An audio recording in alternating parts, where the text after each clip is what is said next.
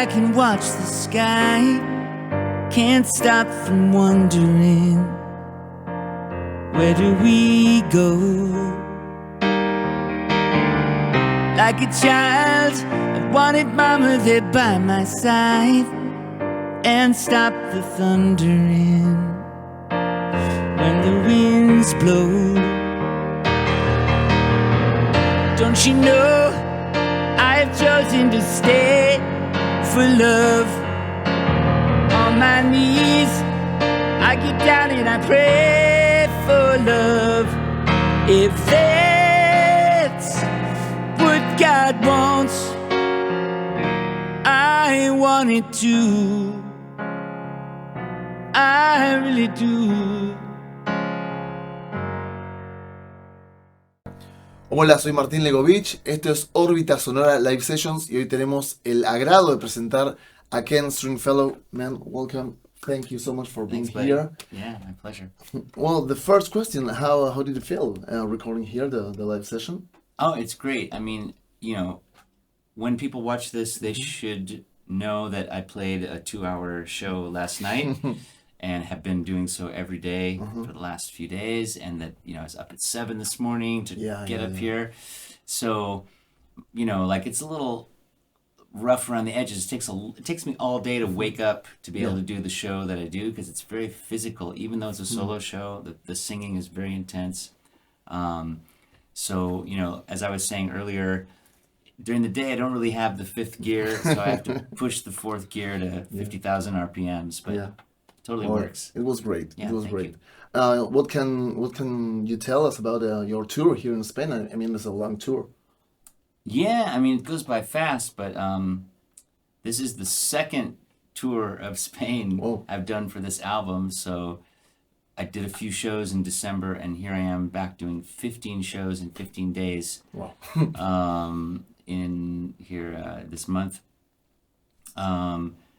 It's amazing. I mean, Spain is like, I don't know how to describe it. I mean, people, they show up for me here in a way that's just not the same anywhere. I mean, I have never gone a year without, in some form or another, playing in Spain. Oh. Since 1994. Wow. Yeah. You know, like, it's crazy. I mean, other territories I might want to take a step back from and let them, you know, refresh and start to miss me a little bit here. But in Spain, every year, even the worst years I had where I had like nothing else going on, I played in Spain. Wow. Okay. So you also really loved here. Yeah. It's like a second country for you.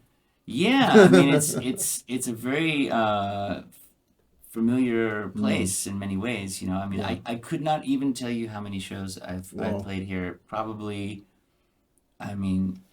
something like 400 shows or 500 shows. Wow. I'm not sure, but I mean, it could be that, you know what I mean, over the course of 30 years. Amazing. That's only 12 or 13 a year, so yeah, it's definitely possible. Wow, amazing. Yeah. And what can you tell us about your last album, your new album? Well, it's an album that represents and documents some big periods of change in my life. I think we all have these at regular intervals, you know, and I learned some things about life that I needed to learn, actually, and things that had escaped me. Despite living a long time, you don't always learn everything that you can learn.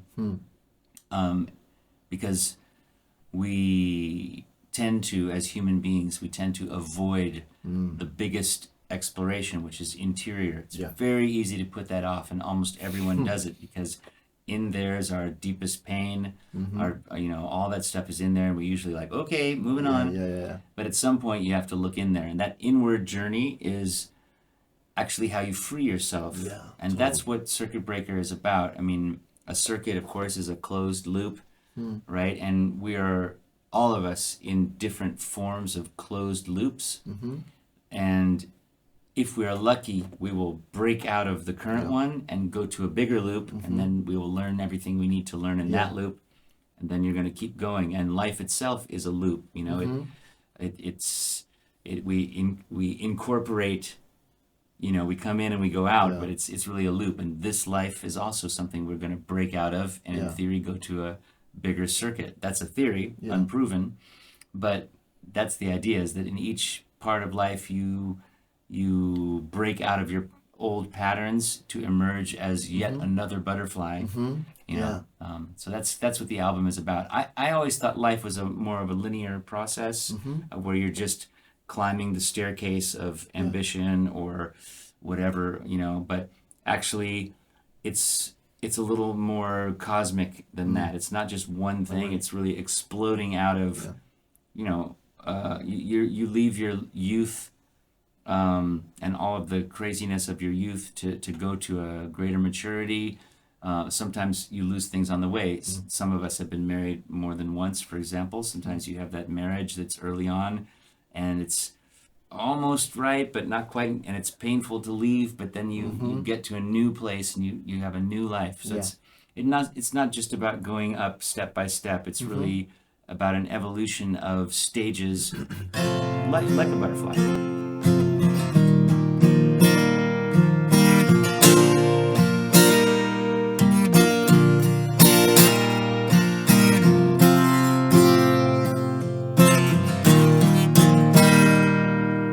What a surprise, you're just as you denied. I saw the signs, part of your grand design. If you ghost me, I won't be there when you come running back. If you ghost me, I won't be there when you come running back. Mind over matter, every song leaves me shattered. Were you sincere? I fear you only flattered. If you ghost me, I won't be there when you come running back. If you ghost me, I won't be there. How naive to think what you see is what someone can give. I forgive, but I cannot unsee, and I won't forget.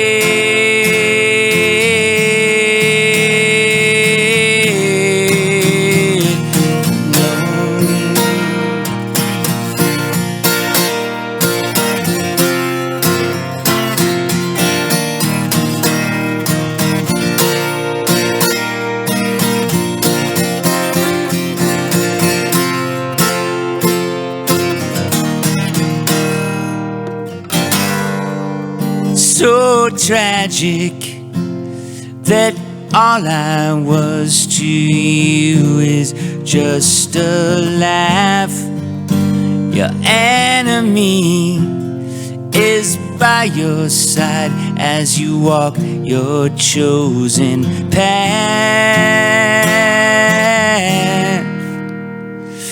I can be strong, I can let go, move on, all that I need I carry inside of me. If you ghost me, I won't be there when you come running back. If you ghost me, I won't be there when you come crawling back. If you ghost me, I won't be there. If you ghost me, I won't be there. If you go that way, I'll know you never cared.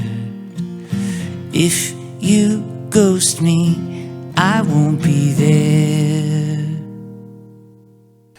I want to ask you a few questions about, well, we were talking in the car when we were driving here about your the best show that you ever played and the best show that you ever saw. Well, I think that as far as the show I played, I think that what I've gone through to what I've learned, where I've grown in the last years, etc., made certain things possible in terms of your connection to yourself, which enables your connection to others in a more deep fashion. And I don't think I could have played a show in the past as with that same kind of connection as I can get to now. This is just experience. Yeah, evolving. Evolving. Yeah. So I think on this tour, for example, I played a show in Amsterdam at a very nice venue, place I'd never been to before. Really cool, kind of almost a theater in a sense. Not huge, like 100 people, but they were really into it, and it was this meeting of audience and performer, because really all my shows are collaborative in that sense, and that the energy of the audience is what actually determines the show. It's not really about me. It looks like it because I'm up there, but actually I'm dependent upon that energy, and we just kind of met at the right spot, and it was really intense. I mean, all the shows I do, I try and bring the most intensity I can and give the most I can, but it has to be that we all go there together. And when that happens, and Amsterdam was a good example, it really goes somewhere that's kind of hard to describe. You could film it, you could record it, but you won't get it. No, it's not the same. It's this energy that happens in the room that is like a shared experience of all of that consciousness working together, and it's very intense. I would say that was spectacular. I mean, I was like overwhelmed with emotion for most of the show, because they were overwhelmed too. Like, they hadn't seen me in a long time, and so it was very intense. That was a great. Maybe I was actually worried, because when that show happened, it was like a month ago. I was like, well, do I need to keep going, or did I just achieve the thing and that's it? But I kept going, and it's been great. Wow, awesome. As far as the show that I saw, we were talking about my visits to Buenos Aires, and I've had many, many incredible opportunities in my life. I'm very grateful. I've been a very lucky person. So, for many years I played with the band R.E.M, and I played on a couple of their albums, and I did many, many tours around the world. And that was just awesome. Of course, they were one of my favorite bands growing up, and somehow I had this strange fortune to join this band. That must be some kind of law of attraction thing that we can't really analyze rationally, in a sense. But anyway, we went to South America in 2001, and we did 2 shows. We played Rock in Rio, which was the biggest show we ever played. It was 225,000 people. And then we came to Buenos Aires to play this festival. It was a hot festival, thing, and it was on the Polo Grounds there. And that was awesome. Absolutely fantastic. And we spent a beautiful 3, 4, 5 days in the city. But the next day on the same stage, same festival, was playing Neil Young and Crazy Horse. And I needed to see this, so we all stayed an extra day.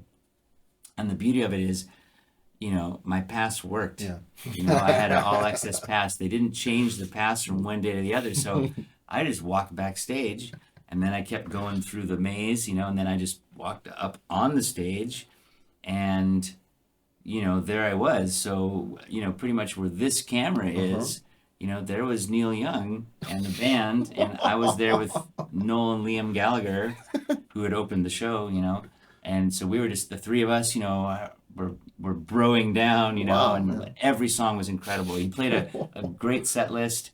One thing I can say is that I'd never seen Crazy Horse. I'd seen Neil a few times. I'd played with him even a few times. But Crazy Horse, you read the stuff and everybody says, they're sloppy, blah, blah, blah. It's not good. Like, this was the most psychically connected band I'd ever seen. I mean, it was total voodoo what was happening. There was it's one of those things that it would be hard to explain that kind of film, connection. but they were just every nuance, every note was in the right place or the wrong place, and the way they would stretch out the songs, like they'd play this amazing song that you love, like Hurricane or whatever, and then would stop and just hang on this note of feedback for like a minute. Like it was super weird. It's like, and you go, what's happening? And then it'd be like, and the whole band would come to a stop, you know, and then they'd launch into another. They did a sedan delivery, which is not a very common song. It was like, okay, that's cool. They did a great set list, you know. It was awesome. It was the best rock show, hands down, that I had ever seen. Also, the connection with between the band and the audience too, or do you mean just the band?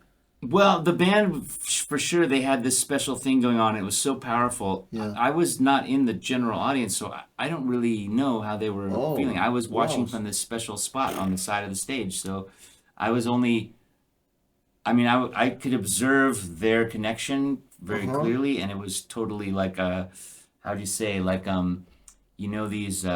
particle colliders, you know, like it was just this stuff going in a very powerful, once again, a circuit, but really like electric, you know. It was just like, I thought they were gonna.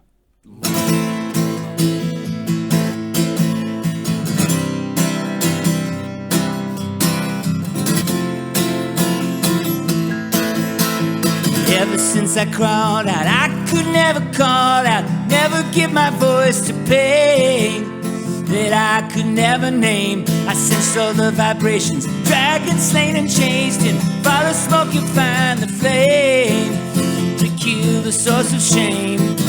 Don't fight, it's destiny. You ride high, ride high. Don't fight, it's destiny. Ride high, you ride high. You're pulverized and frightened, but now you stand united in moonlight as a human being.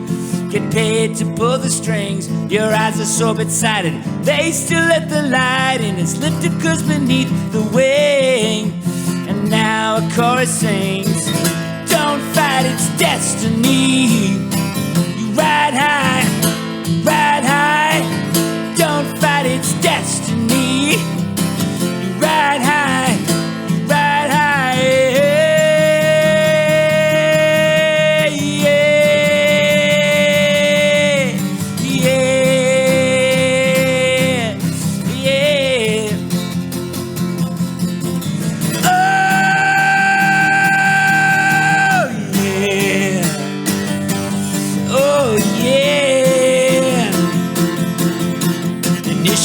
Sequence, spare me your obsequious. I don't need that kind of friend.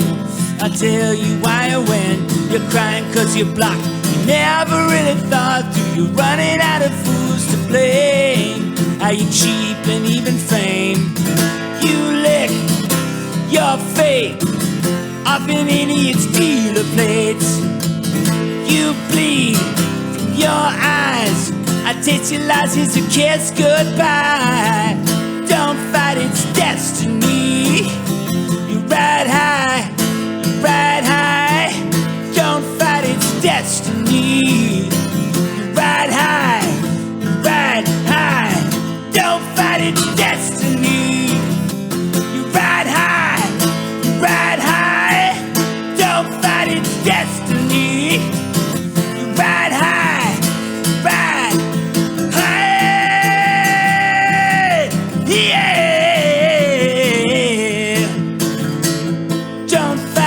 Destiny. You ride high, you ride high.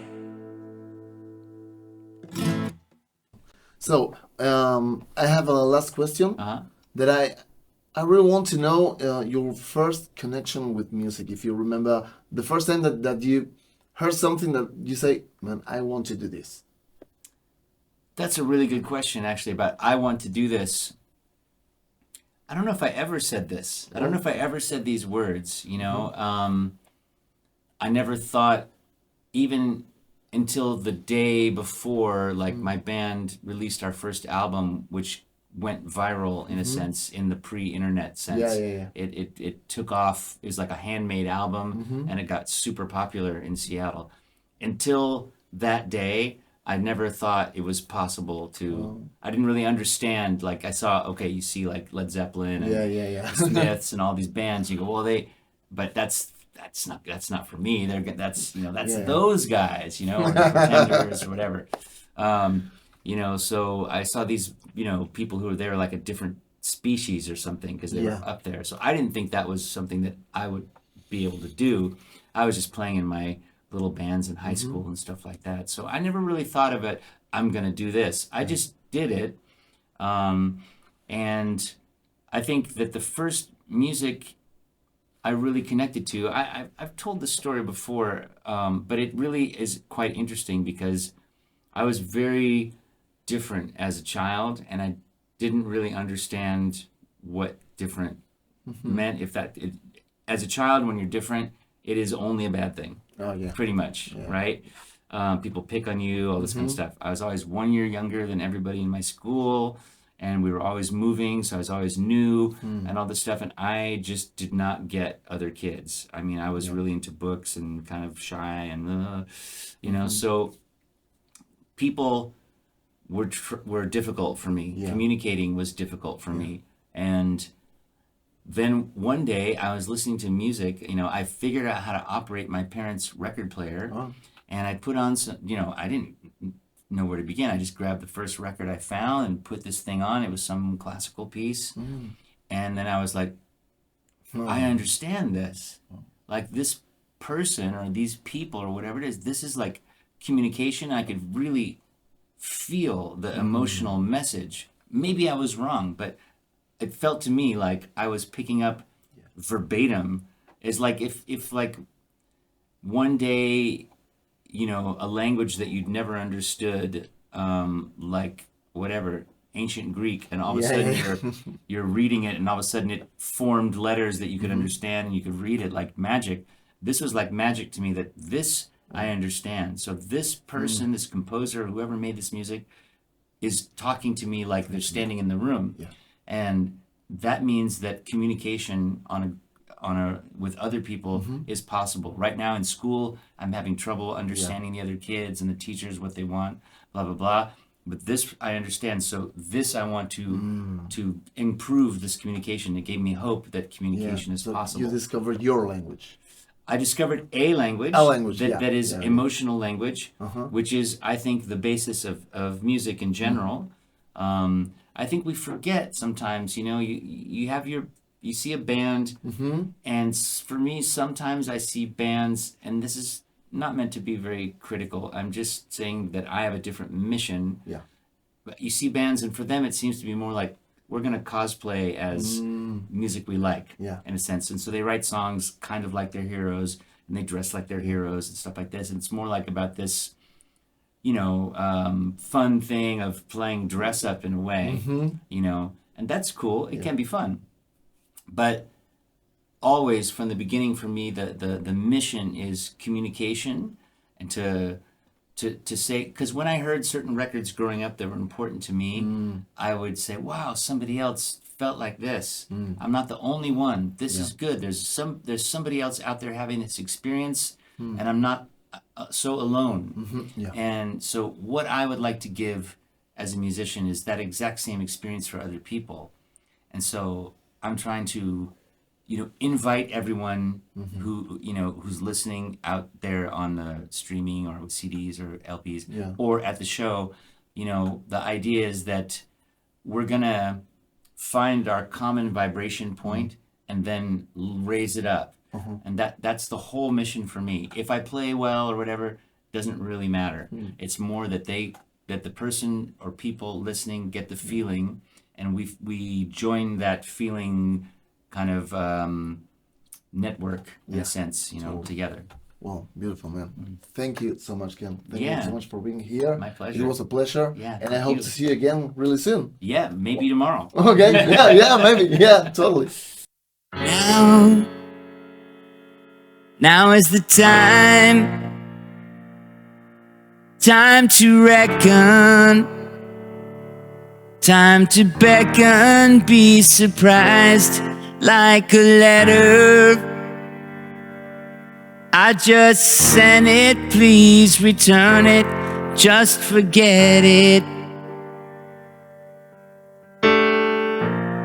When we live the life we live, never ours completely. Not completely. Like a movie, like a star. Please return it, please return it. Like a favor, like a glance. Please return it. Please return it. 8 is the hour of our trials, ours to seek an end to live. Please return it. Put it back, I take it back. I can burn it. When you let me live my life, didn't do it completely, but you were discreet. Like the year I spent comparing me to you. Please return it. Like a servant, like a sewer. Please return it. Please return it.